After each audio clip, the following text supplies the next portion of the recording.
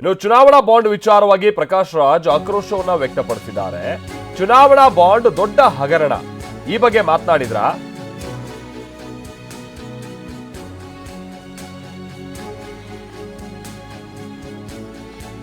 ಕೂತ್ಕೊಂಡು ಯಾರನ್ನು ಮಂಗ ಮಾಡ್ತಾ ಇದ್ದೀರಿ ನೀವು? ಯಾರೋ ಬಂದು ನಿಮಗೆ 10 ಕೋಟಿ ರೂಪಾಯಿ ಕೊಟ್ಟು ಹೋಗ್ತಾರಾ?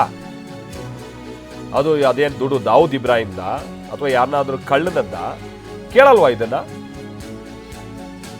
ಇಡಿ ಅವ್ರ ಕೈಯಲ್ಲಿದೆ, ಹೆದರಿಸಿಕೊಂಡು ದುಡಿತಾ ಇದ್ದೀರಾ ನೀವು ಅಂತ ಪ್ರಧಾನಿ ಮೋದಿ ವಿರುದ್ಧ ಪ್ರಕಾಶ್ ರಾಜ್ ಕೆಂಡಾಮಂಡಲರಾಗಿದ್ದಾರೆ. ಮಂಗನ್ ಮಾಡಿಬಿಡಿ ಸುಮ್ಮನೆ. ನೀವು 11 ದಿನ 20 ದಿನ ಉಪವಾಸ ಮಾಡ್ಕೊಂಡು ದೇವಸ್ಥಾನ ಸುತ್ತಿದ್ರೆ ಯಾಕೆ ಸುತ್ತಾ ಇದ್ದೀರಿ?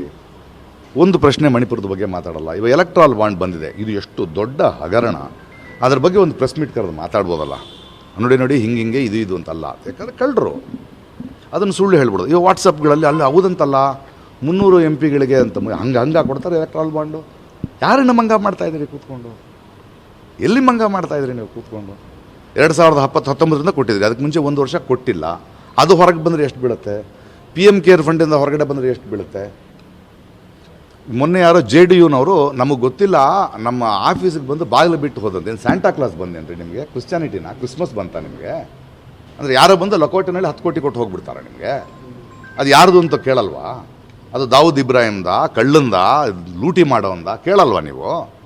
ಎಲ್ಲ ಅವ್ರು ಕೊಟ್ಟರು ನಾವು ತೊಗೊಂಡ್ವಿ. ನೀವೊಂದು ಆಡಳಿತದಲ್ಲಿದ್ದು ಅವನು ಕಳ್ಳತನ ಮಾಡೋನಿಗೆ ಮೋಸ ಮಾಡೋನು ನಿಮಗೆ ಕೊಡ್ತಿದ್ದಾನೆ ಅಂದರೆ ಯಾಕೆ ಕೊಡ್ತಿದ್ಯಾ?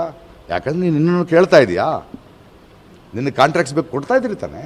ಹಾಗೆಲ್ಲ ಆಗಲ್ಲ ನೀವು.